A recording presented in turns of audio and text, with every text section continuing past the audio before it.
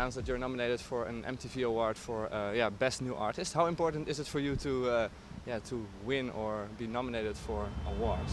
Well, that's pretty cool. MTV's huge, isn't it? Like all over the world, so it's good to be recognised even with a nomination. Like whether we win or not, it's probably doubtful, but it's great to be recognised in that way. And we've also got the Q Awards coming up, which will be great. And we've been to a couple of award shows, and it's always good fun. So yeah, it's nice to be recognised by famous music institutions and magazines and stuff like that. Would you go on without that recognition? Oh yeah. Yeah. I think the most important thing is, like the show tonight in the Paradiso is sold out, and that's recognition from your fans, and there's nothing better than that. Like awards are just an added bonus, I think. Yeah. Charles, I've read that as a kid you were inspired by Simon and Garfunkel as a songwriter.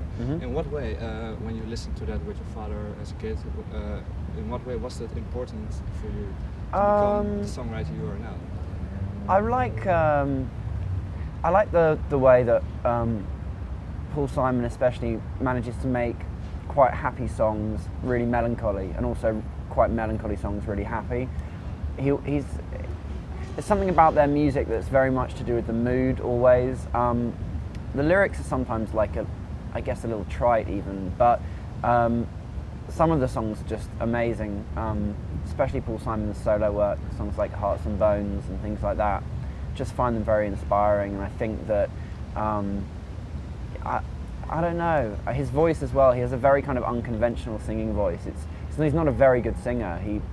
It's more kind of, it's almost half spoken sometimes, or it's very conversational, and I think that's very interesting. And I think as much as anything, it's nostalgia really.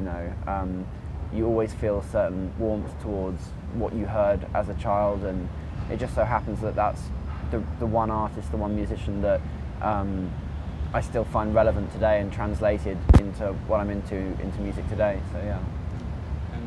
When you're thinking about the nostalgia about Simon and Garfunkel when you were a kid, in what kind of situation are you?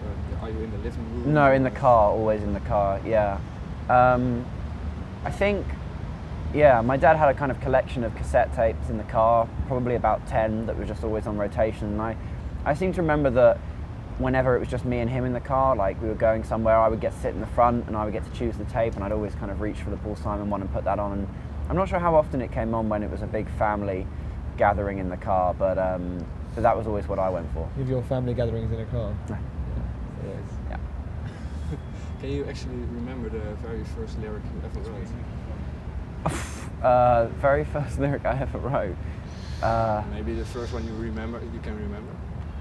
I really don't remember. It was probably atrocious, but when I was in primary school, young school, even then my favourite thing to do was to kind of write stories and even try and write poems and things like that. Just always was into it, and so I guess one of the first things I wrote would have been in primary school really, and just an interest I've always had. Okay. And when did you two started noticing that he has a big talent for songwriting? Spread my cheeks, come on guys.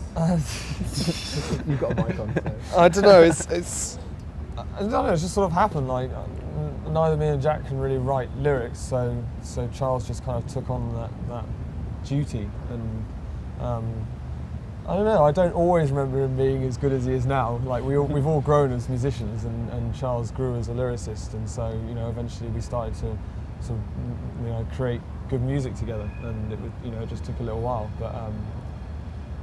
I don't know. I suppose the start of White Lies was a big turning point for all of us, as musicians, and in the recordings, and also in the lyrics and everything, and the songwriting. It was that was when everything kind of changed. I suppose that's the first time we first noticed that Charles' lyrics were really good. So yeah, that was just a big turning point for all of us.